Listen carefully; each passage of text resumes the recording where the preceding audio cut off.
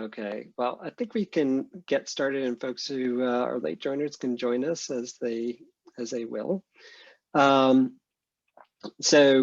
Just by way of quick introduction for the newcomers, I'm Michael Doyle. James Burke and I are part of Space App Seattle. We're the organization that puts on the NASA International Space Apps Hackathon that happens in October. And we established this meetup as a way for people who want to hack with space data to have a place to gather on a monthly basis instead of just once a year at the hackathon. And I'm just gonna poke onto my next slide if I can find my controls. Sorry about that.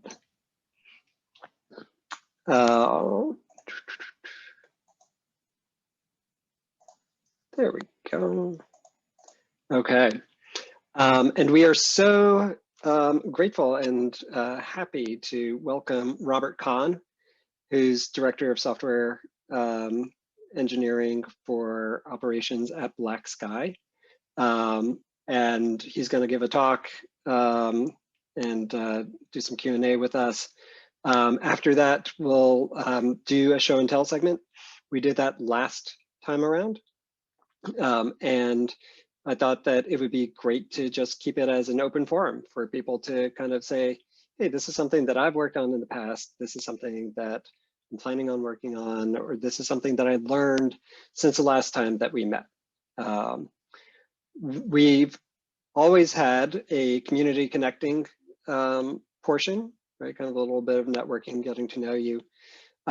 This time around, we're going to make that community connecting a little bit more focused because our mantra is learn, connect, do, right? So we learn together, we connect amongst each other, and then do something, right? We've heard from the community that that's something that you want to do. So what we're going to do is we're actually going to take a look at space data challenges that were from the NASA 2020 hackathon.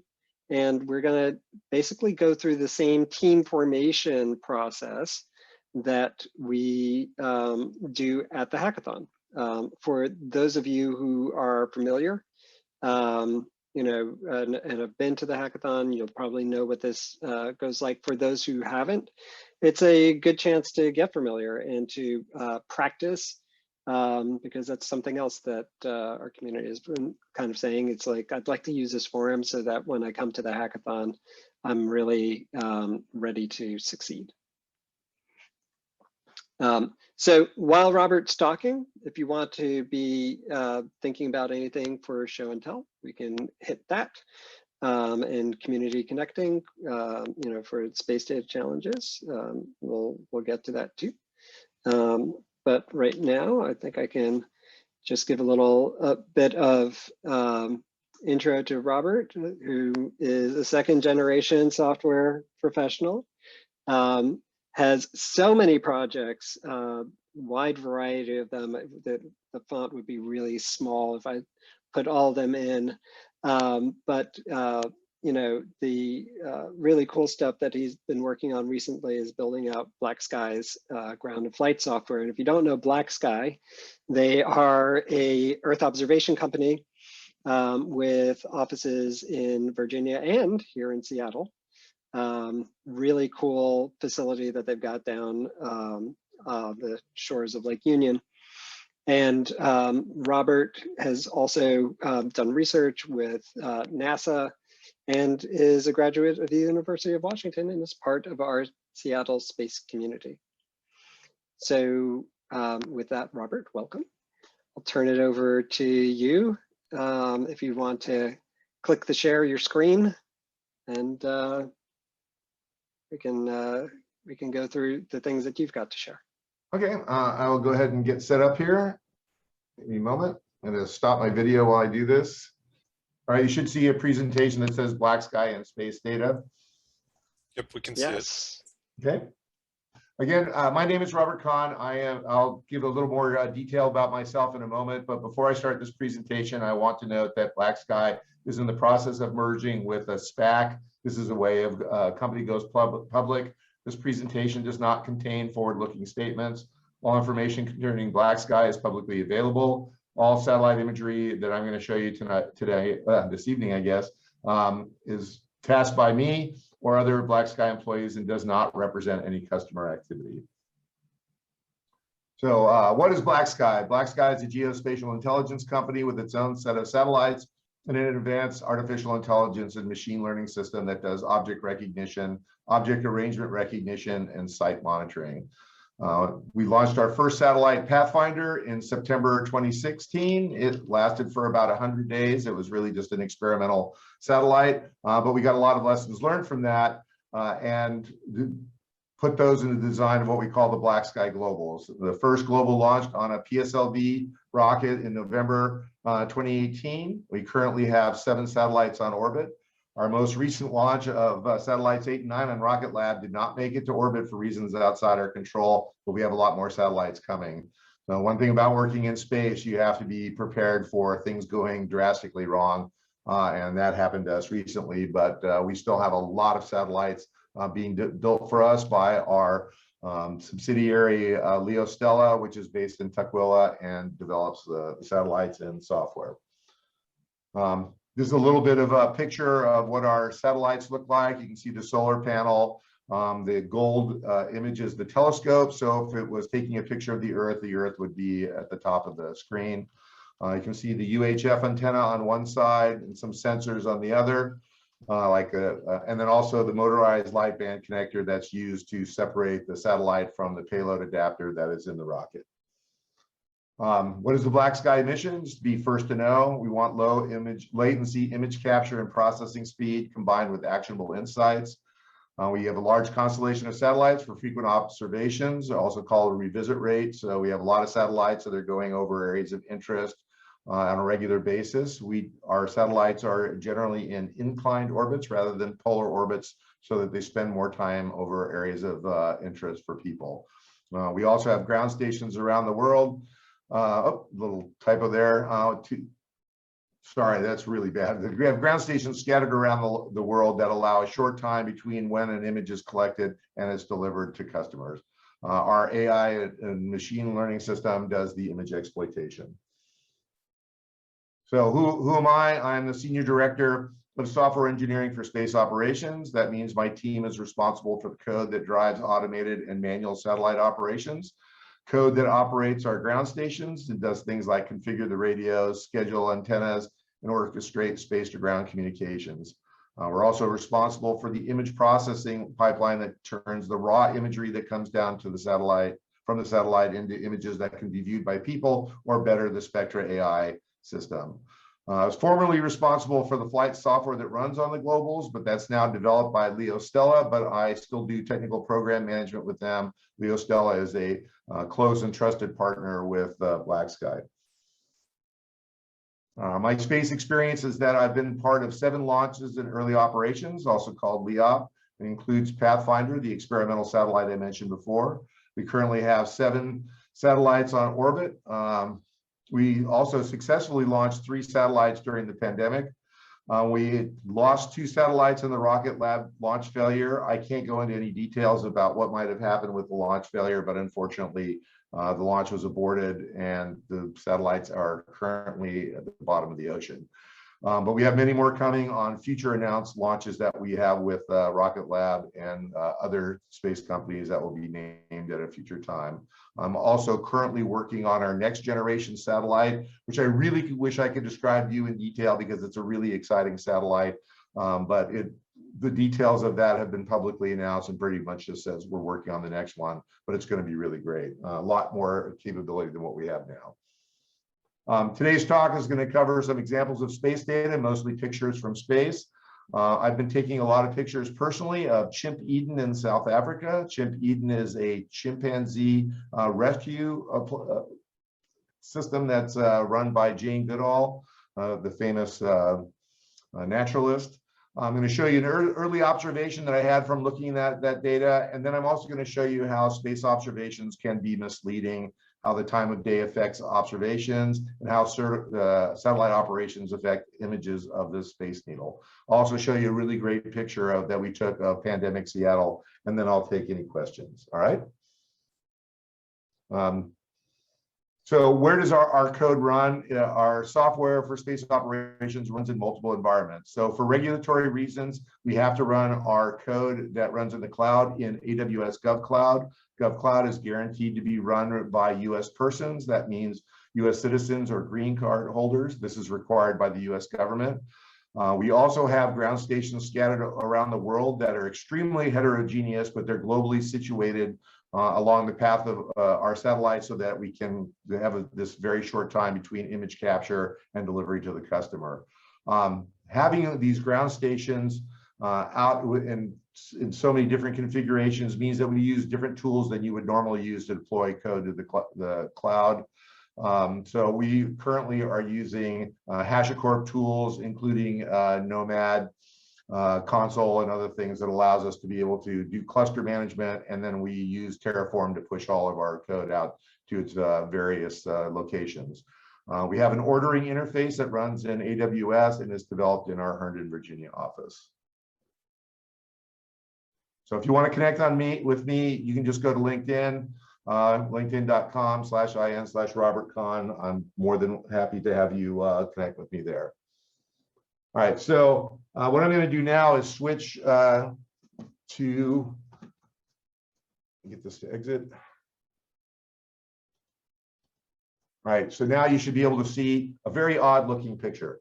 And this is one of the very first pictures that we took of Chimp Eden. One of the things about the imagery, as I mentioned before, that it comes down in a very raw format. We currently have RGB panchromatic cameras in space. That means that there's a black and white image, essentially, or an intensity image, and 3 separate layers of red, green, and blue. However, these sensors are not just, alternating pixels of red, green, and blue. It's more complicated than that. And so we have to run a process called demosaic, which will take the data that comes from the chip itself and interpolate it in order to create much better looking images than this one.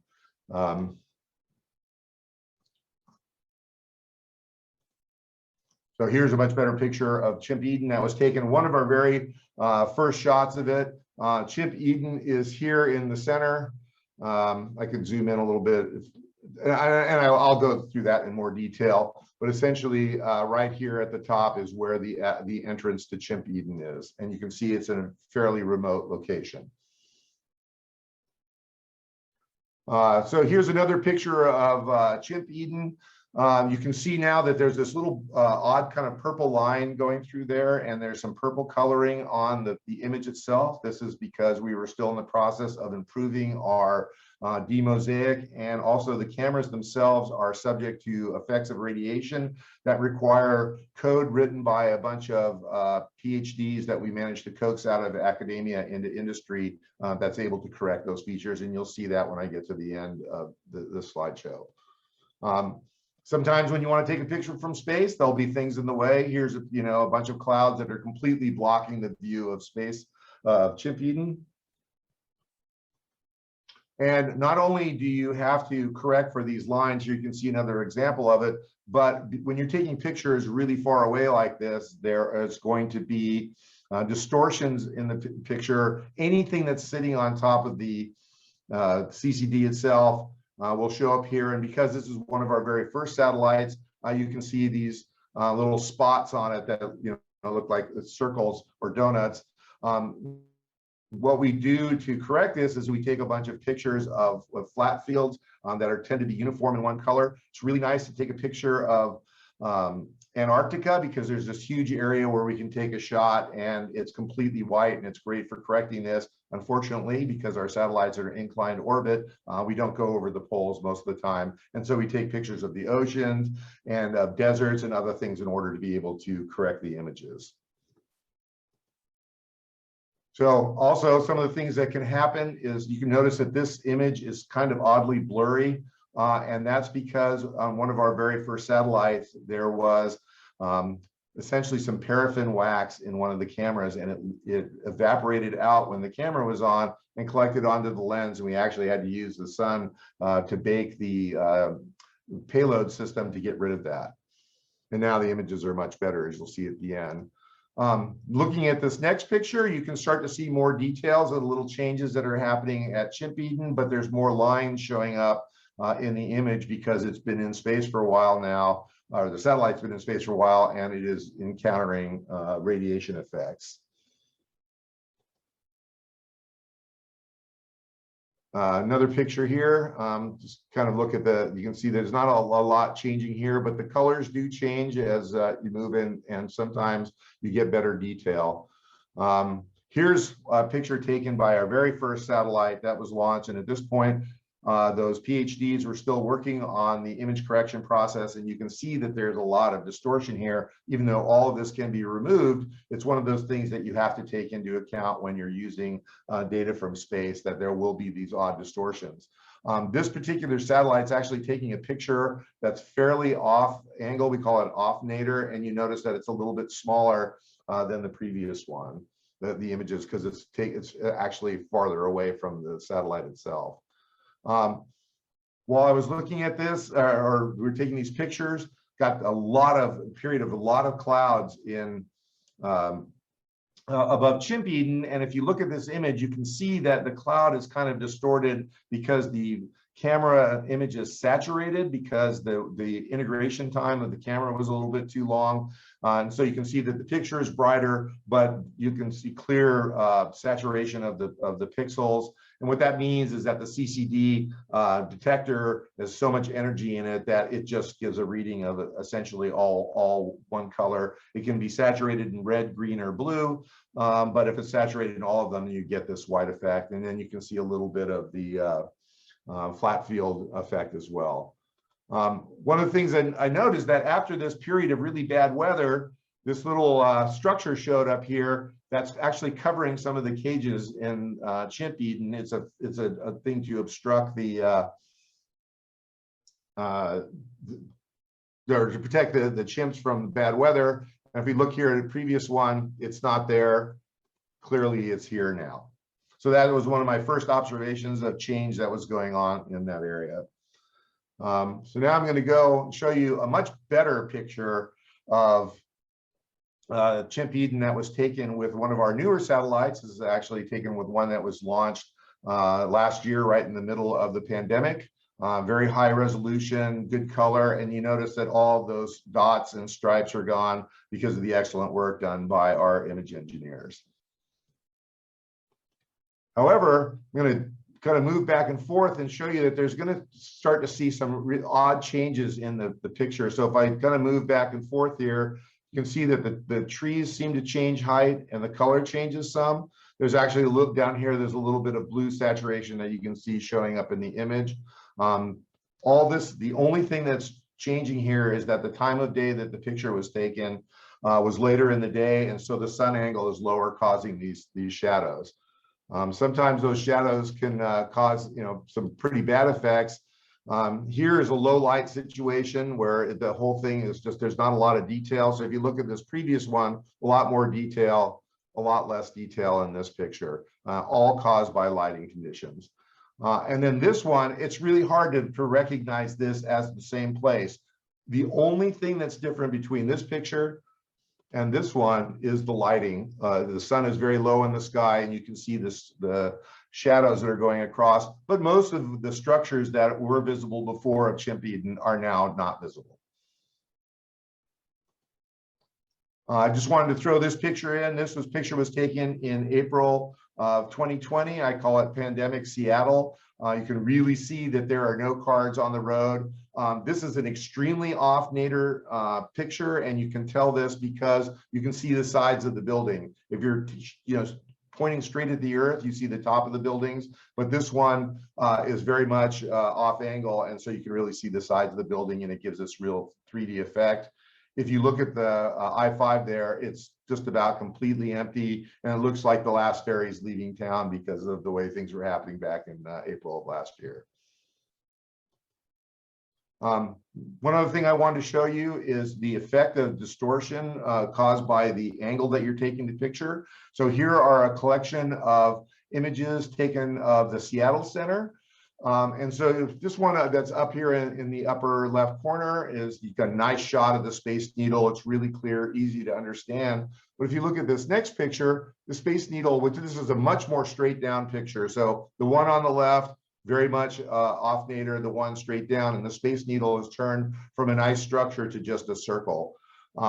Here on the third one, you can see that the Space Needle is now very short as compared to the other on the far left, which is much taller. But then you get to the next picture here in the middle left, and the Space Needle looks like it's actually leaning off to the side. Again, here's another one where the image is straight down, but look at the difference between this image, which we have much better color, and the one above it. For some reason that the Space Needle looks like it's right next to the circle, but in the other one, they look far apart. And so when you're doing image exploitation, these are things that you have to take into account. Here's one at the bottom where you can really see that the Space Needle image is completely distorted. So here's some examples of that distortion so you can kind of see it up close. This one in the upper left, really great shot of the Space Needle. You can see a lot of detail, but then the next one, all you can see is the very top. Next one over, it looks like the Space Needle's about to fall over. And then the one at the bottom, clearly taken from a different angle because you can see that the circle or that little dot on the top of the Space Needle is in a different location. All right, so that's what I wanted to show you as far as imagery is concerned. So I'm going to go ahead and stop the presentation now and give you guys a chance to ask me any questions. Could you go back to the previous slide about the Space Needle?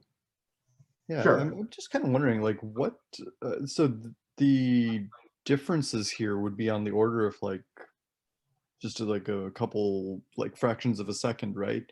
In terms of like when the picture was taken, like as no, these ones were all taken on different days. So if you want to take, so right now our satellites do not take video. That's something that we have announced and we will be providing in the future, but it's not available at this time. And so because of the angle that as the spacecraft is orbiting around the Earth is rotating underneath it. So every time it comes around over Seattle, it's going to be in a different orientation as compared to the city itself. When it's going straight overhead, that's when you get this effect here. That's right here. You're looking straight down. But this one here, you're looking way off to the side. But this other one, because of the angle and some of the image processing that we do, it causes this effect where it looks like the Space Needle is leaning over, but at the same time, the saucer portion is very straight, and that's caused by something called orthorectification, which accounts for differences in elevation and other things on the ground.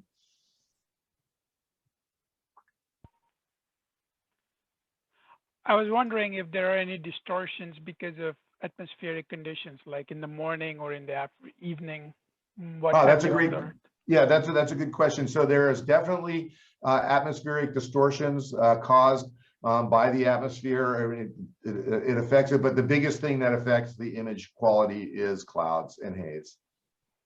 So clouds are really easy to understand. Haze is more difficult because sometimes you just get this general haze and you just have a loss of information, but you can still, get enough detail to exploit it, but it's not as sharp an image as you might see. So in fact, I think in this one in the upper left, there's no clouds there, but there's a little bit of haze in the one that's on the far right. Do you use any like hyperspectral techniques to kind of try to like see through the haze? Great question. Currently, our satellites are, we have a license for Earth observation using visible spectrum. That will change in the future, but right now we only take visible spectrum images, and I can't make any statements on what we might do in the future other than you could imagine the different technologies that could be available. So all of our imaging is passive. We don't do any active imaging.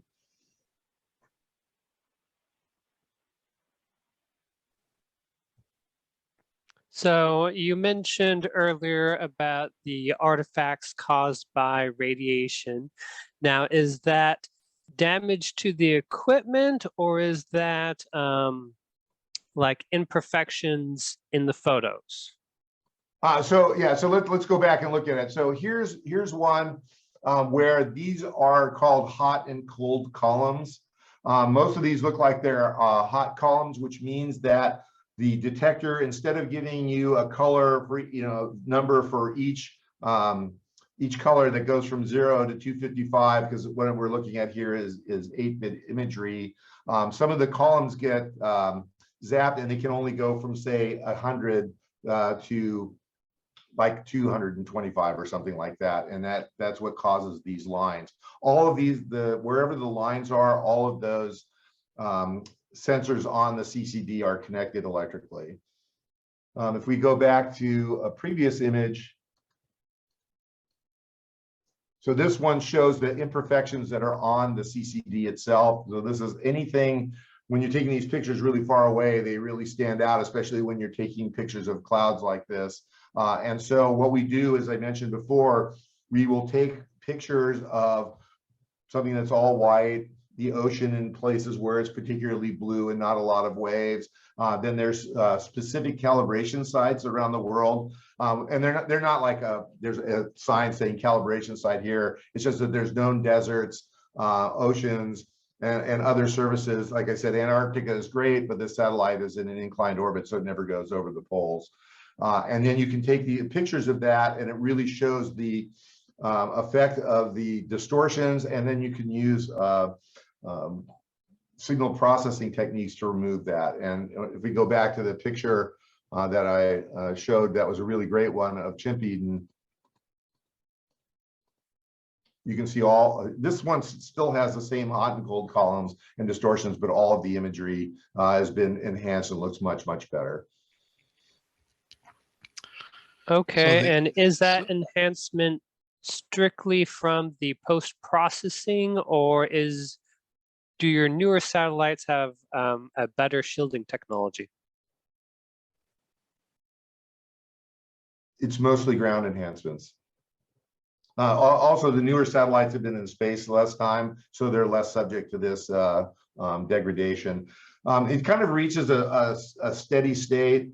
It's expected, our satellites have a life expectancy of, say around 3 to 5 years, depending on what orbit they're in, what kind of conditions they encounter. So the camera will wear out eventually. And also we use propulsion to keep the satellites in low Earth orbit. They generally tend to be somewhere between 400 and 500 kilometers. Even though obviously you die immediately if you were in that environment, there's actually a fair amount of atmosphere there that's putting not just drag on the satellite, making it slow down, but also causes rotational effects that you have to compensate for. And so we use propulsion for that, and eventually we'll run out of propellant, and then that's the end of the satellite. When it drops below a certain altitude, then the effects of the atmosphere are so great that you can no longer control the satellite. This satellite is a little different than what you see from the like Maxar's Worldview satellites. Those are called scanning satellites, and what they do is you point them at a general area, and then they take the image one line at a time. And so if, let's say, it scans for a couple of minutes, then there'll be a time difference between the first part of the image and the last part of the image. Our satellites are frame-based cameras, and so we take the entire picture at once. Usually integration time is anywhere from say 200 or 300 nanoseconds up to a millisecond. If we can also, and I can't show you these pictures, but we can also take pictures at night or take pictures of the stars. That's actually another way that we calibrate the payloads, is we take pictures of the stars by pointing the satellite using inertial hold at a very specific location, so that each star that we're taking a picture of shines through the same part of the lens, and you can use that to fix distortions that are caused by lens aberrations themselves. This is the same code that runs to correct images from the Hubble Space Telescope. In fact, it's open source, and it has the word Hubble in it when you invoke it.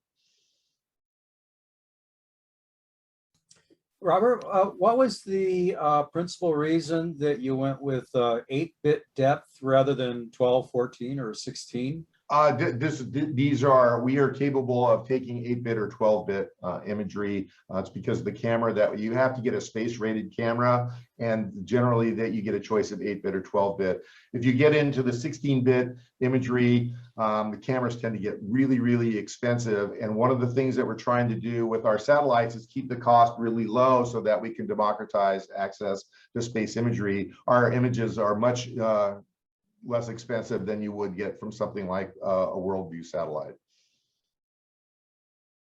Again, you don't want to drop $20 million on a camera if it's going to be operating in low Earth orbit and has a life expectancy of 3 to 5 years. We are looking at new cameras. Again, I can't go into too much detail of that, but you can imagine the different kinds of cameras that are out there that might be able to give you a more greater depth in imagery. Thank you. So what is the frame size in general on the surface of the Earth? Mile by a mile, kilometer by a kilometer? Is it square? Yeah. So it's a rectangular picture. This picture here is actually zoomed in so that you can see detail. The size of the images in pixels is about 7,000 by 4,000 pixels, and depending on where the satellite is, our goal is to have 1 meter per pixel resolution. So that would be about 7,000 by 4,000 meters. So 7 by 4 kilometers. But it depends on where the satellite is in orbit. So we have a specific altitude that would give the exactly 1 meter per pixel resolution. And if the satellite happens to be a little bit lower or higher than that, it will affect the resolution. So if it's lower, you'll get a smaller footprint, but be able to see more detail. If it's higher, you get a much larger footprint, but less detail. So hypothetically, I realize you probably can't talk about certain things too much, but I received a plea from a resident of St. Vincent where they recently had a large volcanic eruption, right? So the difficulty, if you read the licensing terms of the major satellite providers, those will remain nameless for the moment, is the downstream uses of the imagery are incredibly restricted. And are you flexible in terms of, it goes to redistribution. In an emergency situation, you do not necessarily have control over who that imagery gets passed to as it goes, down, especially in volunteer organizations. And are you totally flexible in your licensing as far as the use of the material, the imagery? And then hypothetically, if one wanted to task, the satellite, can you give like a round dollar figure, or is it still in the everything the market will bear stage? Actually, I would say well, first of all, there's an incredible demand for satellite imagery, especially where there's a very short time between when the image is requested and it's delivered, like our system provides. We have been able to actually take an image, downlink it, and deliver it to a customer 20 minutes after the image was taken, and that included 10 minutes of ground processing. That ground processing, in order to create beautiful images like that, is very intense, runs on pretty heavy hardware in GovCloud, and can take up to 10 minutes to process. So we were able, from the time the customer said, take a picture here, they had results back in 20 minutes.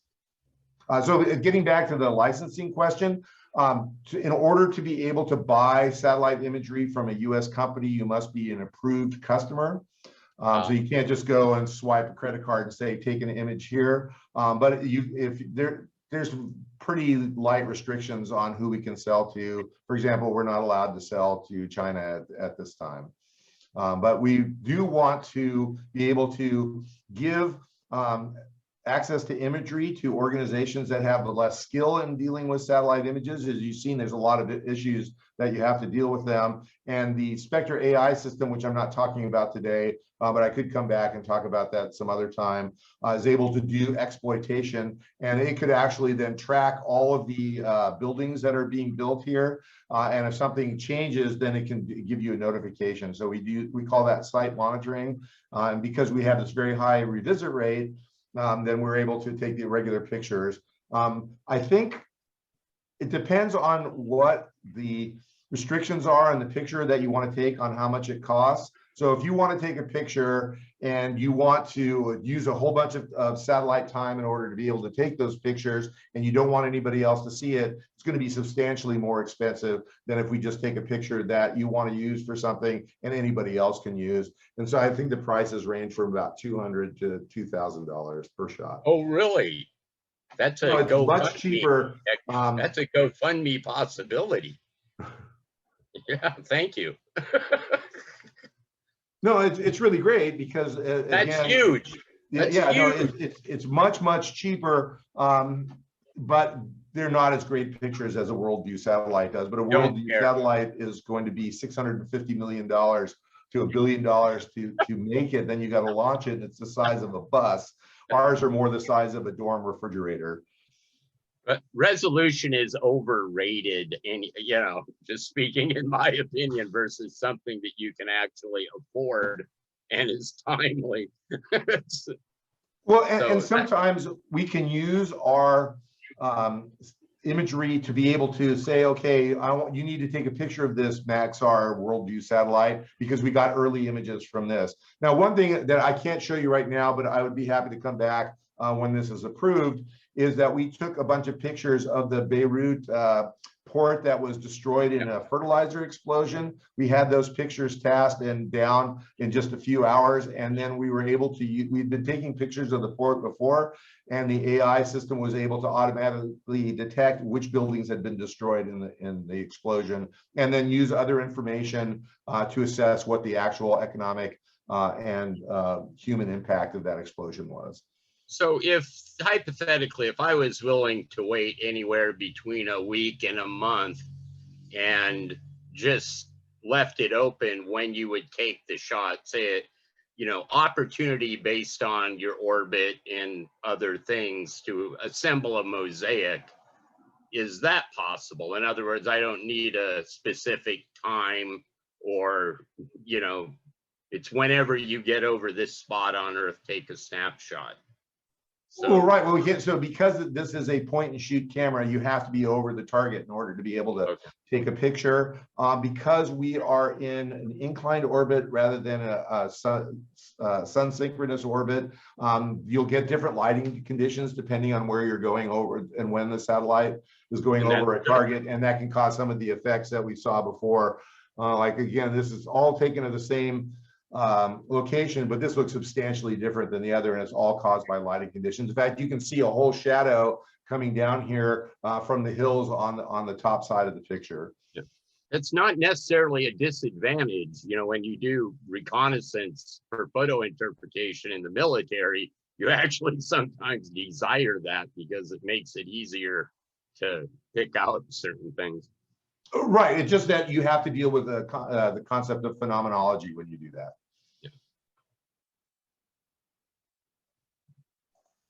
Yeah. So what we can't. So what we're able to do is be able to schedule regular collections of imagery.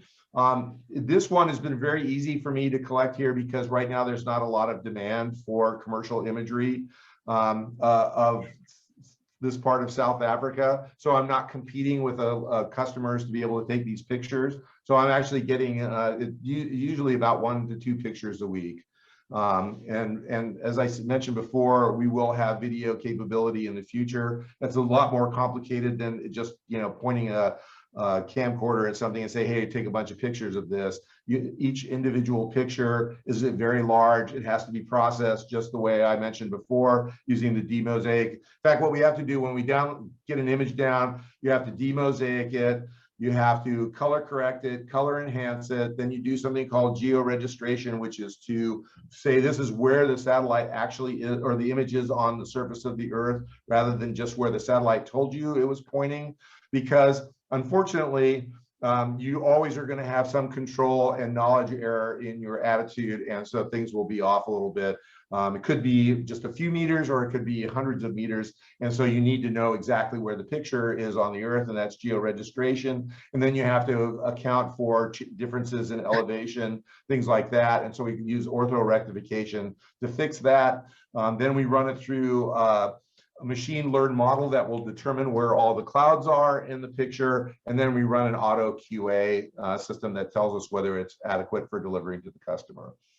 That was kind of my next question, was clouds. If a weather like St. Vincent is covered by clouds 320 days a year or whatever. So I was just curious whether you released your orbital tracks for your constellation as KML files, you know, et cetera. What sort of user shopping experience does one have? So we use two-line elements to describe the trajectory of our satellites. These are available through SpaceTrack. It is publicly available knowledge. You can't hide where the satellites are because NASA and other organizations are tracking where every satellite is in space. And so we actually use that information that comes from SpaceTrack, and also the GPS unit on the satellite itself. It can help us understand exactly where it is, and we can get much better accuracy in our location. It's really important to know where you are in space and where the Earth is in order to get very accurate pointing. Because our field of view is so small, we want to make sure that the target is right in the center. And what if I was showing you a bunch of different pictures, you would see that this image would move around, or chipping would move around in the frame because of targeting error by the satellite. Anyway, so that information is available, and we have something called the feasibility service that will tell you when there are opportunities to collect the imagery. And you can then say, I would like to take a picture at this time. Currently, we don't allow you to take a picture on using a particular satellite, but we give you a list of, hey, here are the next 4 opportunities this week, and then you can try to control your collection to that. Depending on what your priority is, you either are guaranteed to have coverage, and that's going to be a lot more expensive than a couple $100 a picture, or you can just wait until there's a free moment that's not in conflict with the higher paying customers or higher priority customers, and then you'll get your picture at some uncertain time. So how far off nadir can you take a picture? 30 degrees. Oh, so if you got that's actually a little more complicated question. We can take an image as far off nadir as we like. It's just that if you took it at 90 degrees off nadir, you're taking a picture of space, and we're not allowed to sell imagery of space. The more that you are off nadir, the more distortion that you get in the image, and the part that's closest to the satellite of the image, when you're really far off nadir, will look different than the part that's really far away. And we use software, again, developed by those brilliant PhDs in order to correct a lot of that distortion. There's a lot of desire from certain organizations to have these really high off nadir images because you can see unusual information. If I let me get to the picture of Seattle. This one I think is almost 30 degrees off nadir. Robert, given the amount of processing required to produce the final image, are there plans for doing value-added data analysis as a part of your, product line? Oh yeah, no, that's an essential part of our product line, because a lot of organizations are not capable of exploiting satellite imagery because of all the issues that we've just mentioned. And so the Spectra, that's just our product name, Spectra AI system can do things like recognize buildings, but it can also do object recognition, like it can see planes and trains, know what kind of plane, what kind of train it is. and then also do site monitoring. So perhaps there's an airfield of tactical interest to somebody, and we can monitor on a daily basis or multiple times per day how many planes are on there, what they're are they on the runway, are they parked, are they in, you know, over by the maintenance area, and be able to develop patterns of life and do that all in an automated way. Robert? By the way, one of the things that's really important to us is automation. Our system is extremely automated. We don't do a lot of manual tasking. Usually you just go to the Spectra tasking application, you click on the map and say, I want a picture taken here. That request is then relayed from the tasking service to what we call mission planning. Mission planning will determine which satellite is best suited to be able to take that picture. This will automatically generate a communication plan and a mission script.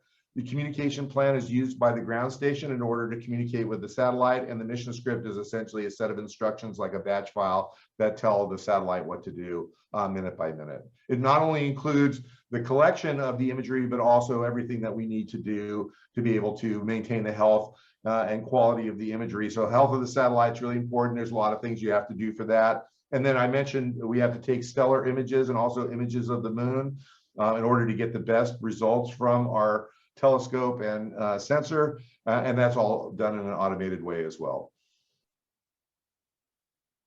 Robert, what are some of the main civilian uses of this sort of you know, rapid revisit Earth monitoring?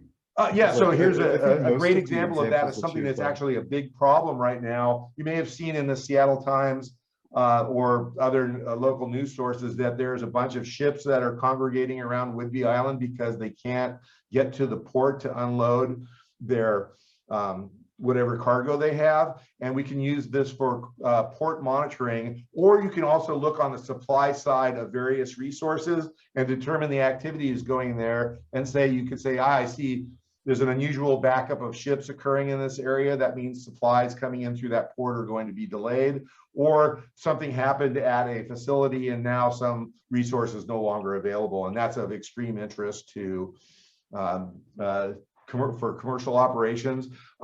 We're also, and this is again a public thing, we are monitoring parking lots for Virginia. And then they're looking at, you know, when, and this has been going on for a while, but, you know, are people really following COVID rules and that kind of thing? So what are the advantages? I'm sorry. How fast does that thing go around the Earth? Great question. So it depends on the exact orbit, but it's approximately 95 minutes. Okay, thank you. So if you're higher up, it's going to be longer. If you're lower down, it's going to be faster. Which is kind of a contradiction because the satellite's actually moving faster when it's, or slower when it's moving down, but it's orbiting the Earth at a faster rate. When it's up high, it's moving faster, but orbiting the Earth at a slower rate.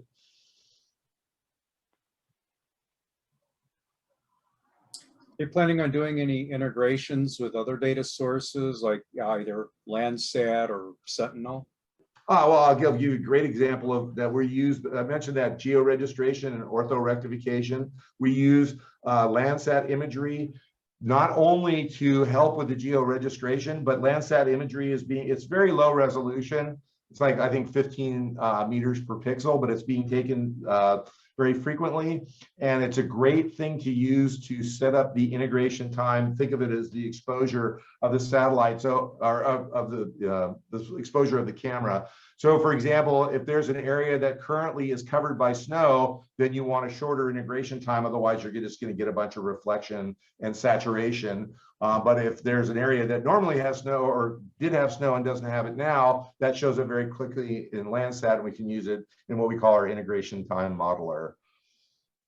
Again, all of these things developed by not just our image engineers, but also we have a bunch of PhD data scientists who work out of the Herndon, Virginia office, and our image engineers in Seattle work very closely with them on that integration time modeler. Again, it's much more complicated than what I'm describing, but essentially it looks at the most recent picture taken by Landsat and said, what's the exposure should I take here? But it's much more complicated and does require machine learned models.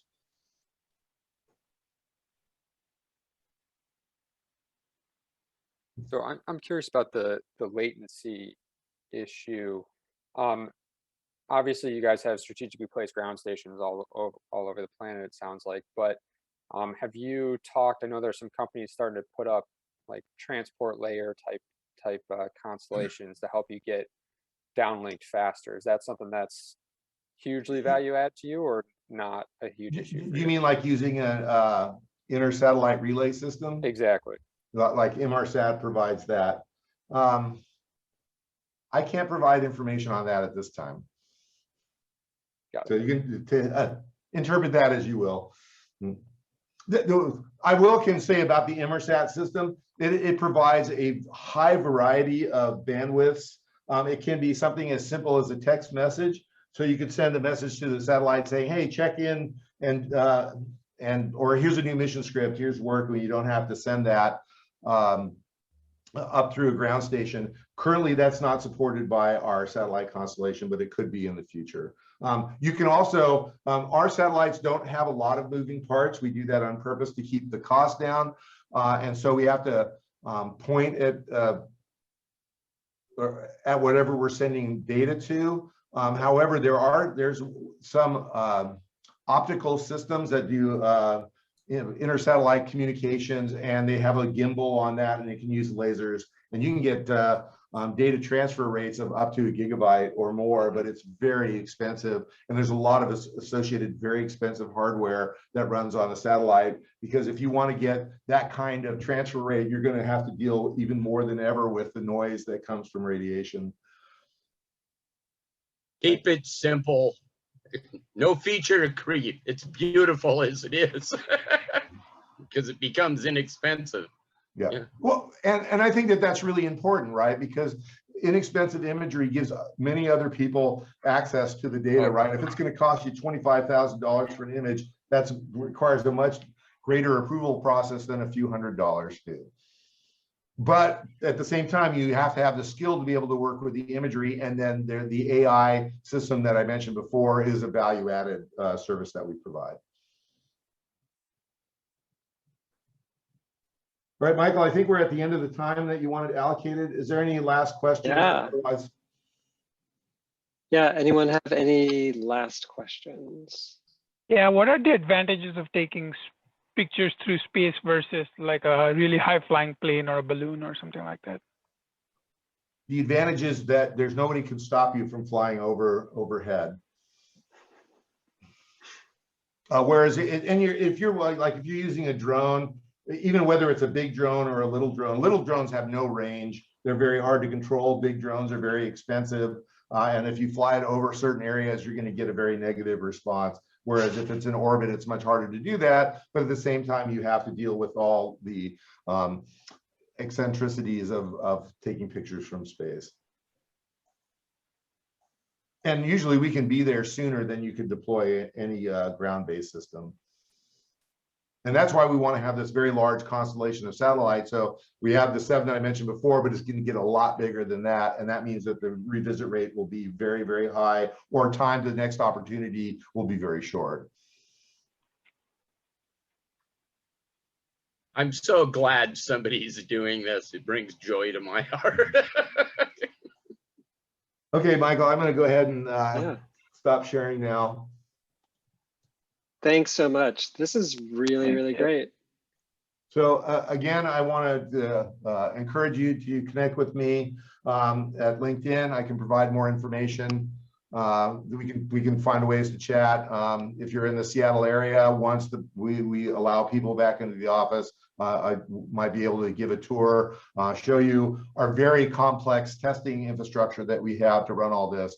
It's one thing to build all these things, it's another to build them and operate them correctly. And we have years of investment by some really brilliant testers who have, by working also directly with Leo Stella, that allows us to be able to have pure virtual satellites that are running the same software that's on the satellite in space, but it's just running on an EC2 instance. Or we can have what we call curve sats. These are the same processor and bus as the satellite, but it has no associated hardware with it. And then there we have something called a flat sat, which is the real satellite only laid out in the table. It has all the parts, the cameras, the radios. We have ground stations that we, physical ground stations that we use to test our ground software as well as test communication with the satellite. And then we use truth models to make the satellite, the virtual satellites and the ground systems believe that the satellites are orbiting the Earth. And then when we the way we push code out is that we have very high quality expectations. So we push code out only once every 2 weeks. It goes out to a test environment where we run those tests. They usually take about 5 days to get through the entire test suite. And then we push it out to the production environment. And we just keep that up week after week. The only time we don't really push code out is when we're going to launch a satellite today. And so we may lock down for a few days, but it really, as soon as the satellite says, hey, I'm working okay, then we immediately resume our software development process.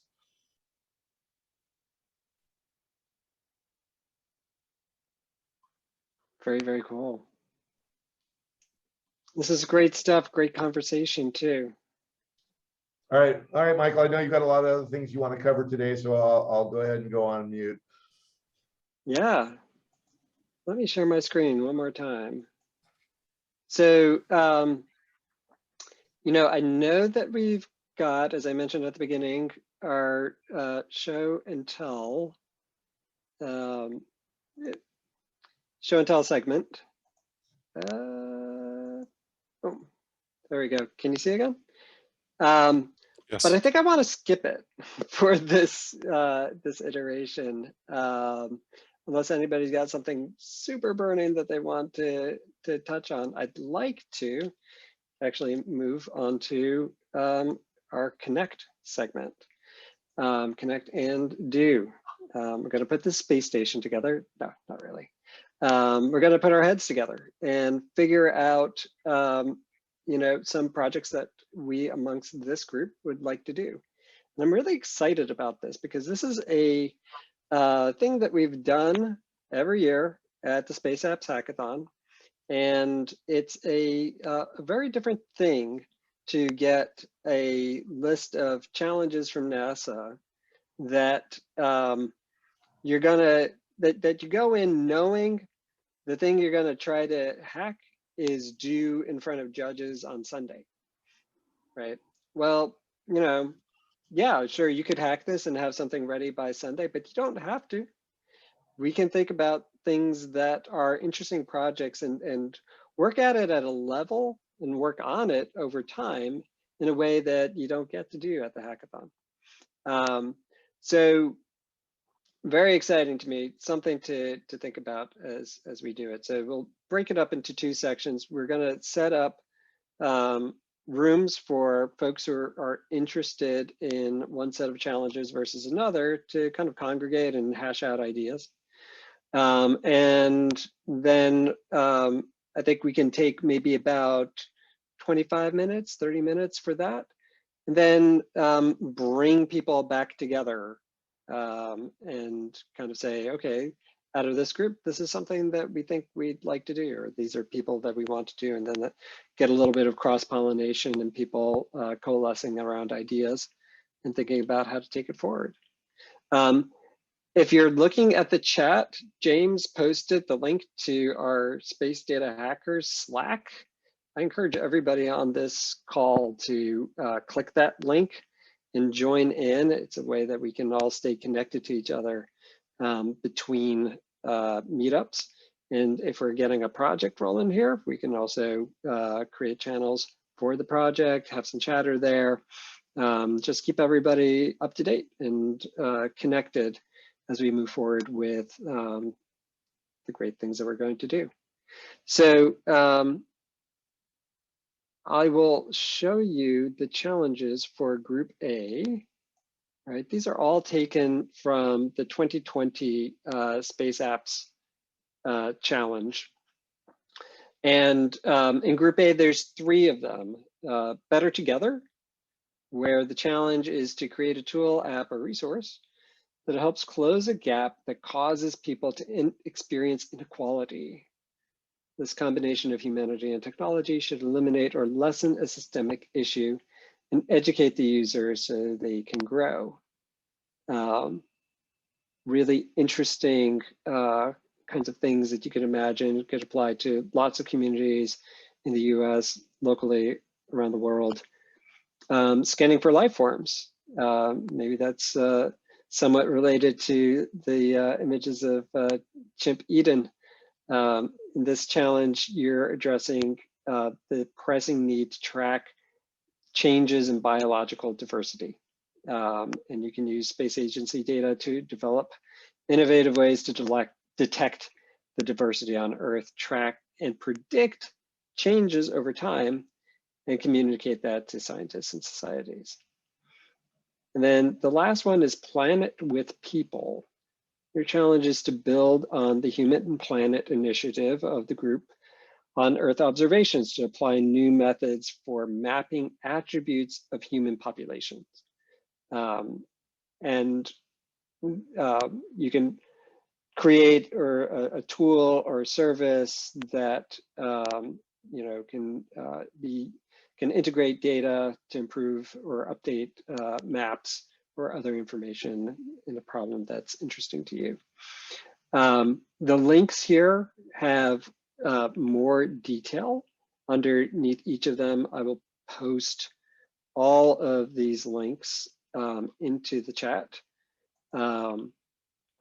They also have links to some resources that you'll find, specific data sets that might be applicable.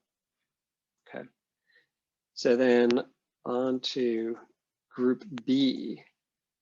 Okay, group B, fire, flood, and open. So Spot That Fire version 3.0. This has been a popular challenge that's made that's recurred over several years at Space Apps, and it's really all about getting better at detecting, predicting, and assessing economic impacts from actual or potential wildfires, leveraging a variety of data sets. Flood of ideas, similar kind of thought process here, except related to floods, right? Can you estimate damages? Can you predict? Both of these, I think, have a commercial applicability for sure. And then invent your own challenge has always been there at Space Apps. You can bring a project that you think is going to be great that uses data. So this is for anybody who's got an idea already that they want to, kind of bring to the team and say, hey, maybe we could do this. The downer of invent your own challenge whenever we do it at Space Apps is that it is, your invented challenge is not eligible for global judging, right? You have to be in another category. You can still win local prizes, that's fine.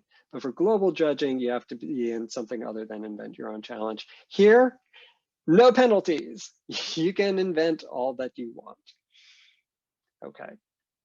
So what I will do is post into our chat the, oops, hold on. I'll post into our chat the list of challenges and their links. And then James, how would you like people to indicate what room they'd like to be in? So we're going to let them pick on their own. I'm making 3 breakout rooms. So group A can go into room 1, group B can go into room 2. And if you just want to chat with folks and don't want to work on a project, then room 3 is for you. Perfect. So I'm going to go ahead. Looks like Michael has all the challenges posted in the chat. I'm going to go ahead and open the 3 rooms, and you can. Before we all scatter, are there any questions? Yes. anything that that we can answer?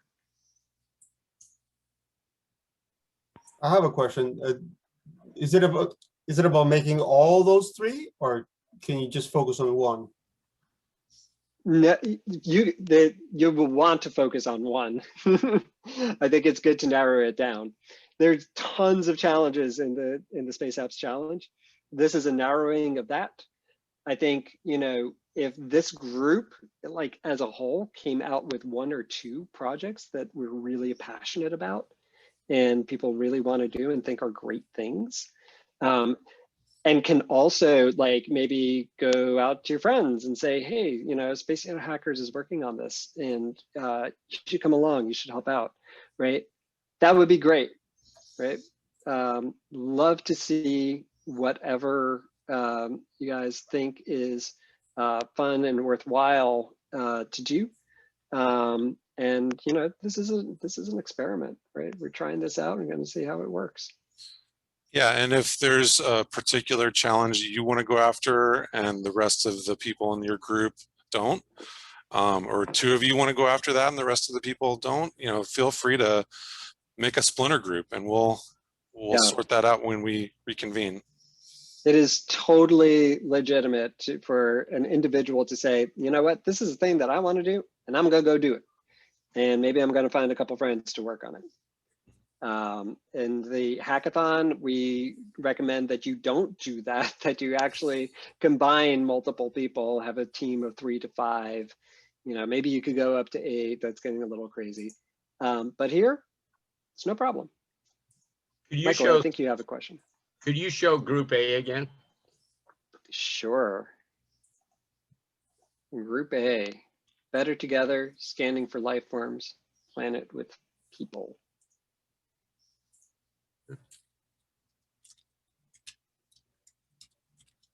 I need to classify my. Of course. Okay.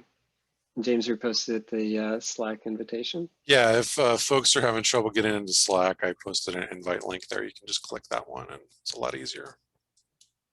Super. All right. Shall we go? Yeah, sounds good. All right, we'll be back. We'll reconvene in about 25 minutes. I'll give everyone a 2-minute warning. Enjoy.